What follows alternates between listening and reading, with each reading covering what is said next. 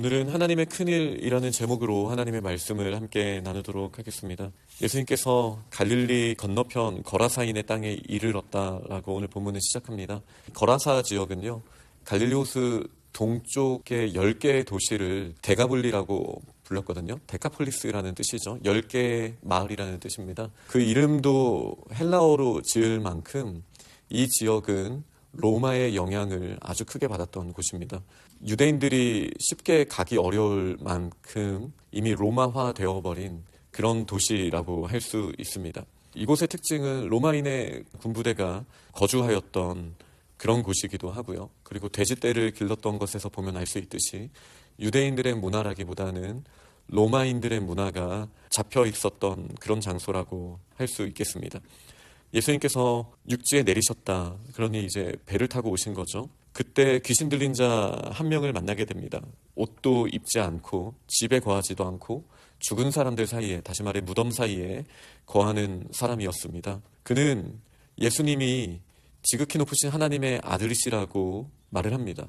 그러나 또 이어서 나와 무슨 상관이 있습니까? 라는 말을 합니다. 이것이 이제 악한 영과 저희와의 차이죠. 예수님이 하나님의 아들이시다라는 사실을 아는 것은 믿음이 아닙니다. 믿음은 하나님의 아들이신 분이 나와 상관이 있다. 나에게는 그분만이 소망이시다. 이렇게 우리의 마음으로 의지하는 것까지 연결되는 것을 우리는 믿음이라고 합니다. 단순히 머리로 어떠하다라는 사실을 인지하는 것 자체가 믿음은 아닙니다. 악한 영에 사로잡힌 이 사람은 예수 그리스도를 하나님의 아들이라고 말을 했지만 나와 상관이 없지 않습니까? 라고 말할 수밖에 없는 위치에 있었습니다. 그때 예수님께서는 더러운 귀신을 명하셔서 그 사람에게서 나오라고 하셨습니다. 이 사람은 귀신에 잡혀 있었을 때 사람답지 않은 모습이 있었습니다. 그가 얼마나 위험했으면 쇠사슬과 고랑에 매어 그를 지켰었겠습니까? 그는 그 맨 것을 끊을 수 있었던 사람이었고 통제되지 않는 위험한 사람이었음을 저희가 볼 수 있습니다. 예수님께서는 그의 이름을 물어보셨고 그는 군대라고 말을 했습니다. 더 정확한 번역은 군단이라고 하는 게 맞겠습니다. 로마 군단은 약 5,600명 정도의 인원이 있었던 그 무리를 군단이라고 말했었습니다. 지금 이 귀신 들린 자는 그 당시 이 데가볼리 지역에 군대가 머물렀었다라고 말씀을 드렸잖아요. 본인이 이 군대다라고 말을 하고 있는 거예요. 많은 귀신이 들렸다라고 누가는 그렇게 부연 설명을 하고 있습니다. 그리고 그는 깊은 시면으로 들어가라 하지 마소서라고 말을 합니다. 이 시면은 창세기에도 나오고 시편에도 나오는 하나님께서 창조하실 때 혼돈의 상태를 말하는 거예요. 그 흑암이 깊음 위에 있다라고 했을 때 그 태움을 번역한 거라고 볼 수 있겠습니다. 다시 그런 혼돈으로 가라 명하지 마소서라고 간구하였습니다. 그리고 예수님께서는 돼지떼에게 들어갈 수 있도록 허락을 하셨습니다. 그리고 그 돼지들은 비탈로 내려가서 갈릴리 호수에 들어가 몰사하게 되는 모습이 보여지게 됩니다. 그리고 이 이루어진 일을 보고 돼지를 치던 자들은 이제 도망쳐서 마을에 알리게 되었습니다. 그리고 사람들은 그 이루어진 일을 보기 위해 예수님 앞에 나와왔을 때 귀신 나간 사람이 옷을 입고 정신이 온전하고 또 예수님의 발치에 스스로 앉아있는 모습을 보고 두려워하게 되었습니다. 이 일이 불가능하다라고 생각했었죠. 이게 앞에서 설명한 것과 대비되는 거잖아요. 옷을 입지도 않았던 사람이 옷을 입은 거죠. 쇠사슬에 묶어놔도 그것을 끊고 갔던 사람이 예수님의 발치에 앉아 있습니다. 그리고 그의 정신은 귀신에 들려 있었던 그가 정신이 온전하여졌던 것을 보게 됩니다. 그리고 어떻게 그가 구원을 받았는지를 이미 바라본 사람들이 설명을 하여 주자 그 땅의 모든 백성들이 크게 두려워하여서 예수님을 떠나가시라고 구하는 장면이 있게 됩니다.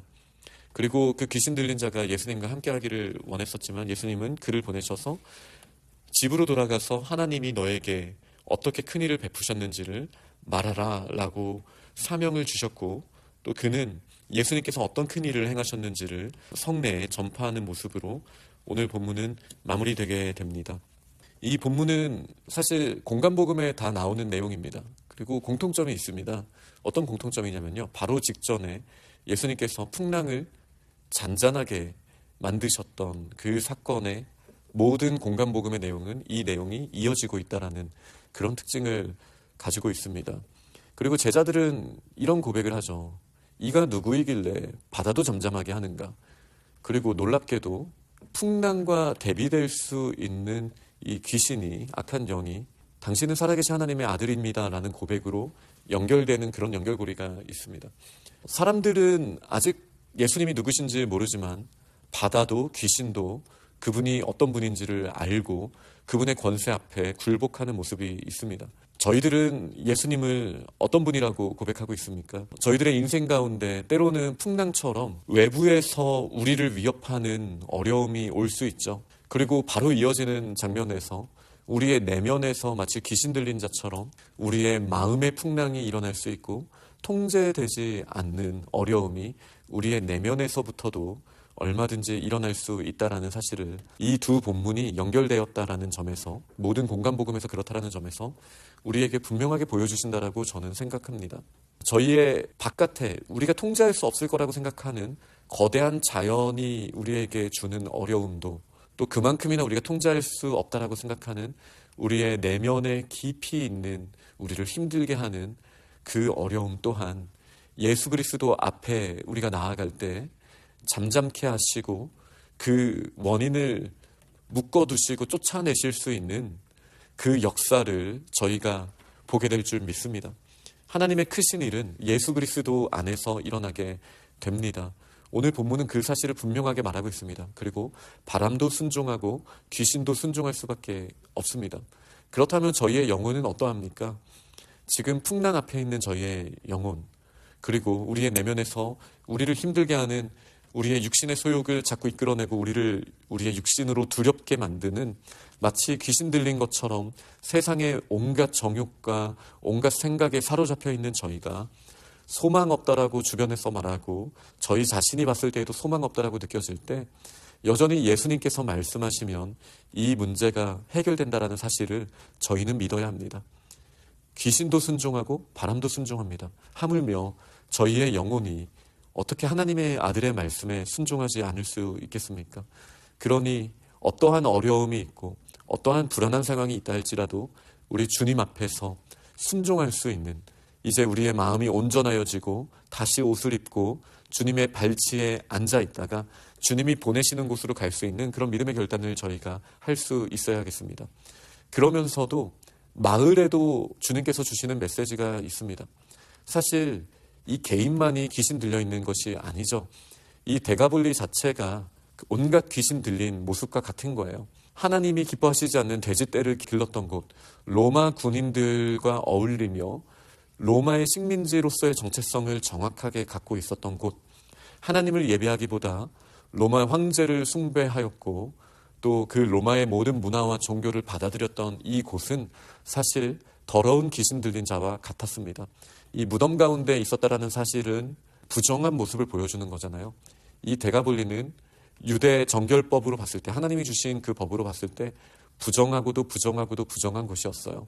그러나 그곳에 풍요를 상징하였던 돼지떼를 심판하시는 예수 그리스도의 모습을 통해서 결국은 이 모든 부정함은 주님의 심판 가운데 씻겨져 버릴 것이고, 그리고 하나님께서 예수 그리스도를 보내셔서 큰 일을 행하실 때 그 죄에 대해서 심판하시고 또 온전히 회복을, 구원을 명하실 수 있는 분이시다라는 것을 분명히 보여주심으로 이 개인, 이 한 사람, 거라사인에게만 하나님의 놀라운 역사가 나타난 것이 아니고 돼지떼가 몰살당한 것을 통하여서 하나님은 이 마을에도 이 똑같이 귀신 들린 자와 같이 마찬가지 상황이며 여전히 하나님께서 그것을 치료하실 수 있고 구원하실 수 있다라는 이 사실을, 이 큰 일을 분명하게 보여주셨다라는 사실을 저희는 기억해야 합니다. 지금 현대를 살아가는 저희들에게 이 더러운 귀신 들린 것 같은 모습이 우리 개인에게도 있을 수 있고 이 공동체 가운데에도 있을 수 있습니다. 세상의 문화와 세상의 음란함과 더러움 가운데 사로잡혀 있는 이 세대 가운데 더러운 군대 귀신 들린 것처럼 하나님을 영화롭게 하지 못하는 이 세대 가운데 여전히 예수님만이 소망임을 믿으십니까? 예수님께서 오셔서 명령하셨을 때 깨끗하게 치유될 수 있다는 사실을 기억하시고 먼저 치유받은 저희가 마치 이 더러운 군대에 귀신 들렸던 자를 그 고향에 가서, 그 집에 가서 하나님의 크신 일을 전파하라고 말씀하셨던 것처럼 저희가 이 세상 가운데 나아가 빛의 사명, 소금의 사명을 감당하며 나아갈 때 예수 그리스도께서 명령하셔서 치유하셨던 역사가 저희들의 삶을 통해서 이루어질 줄 믿습니다. 아멘.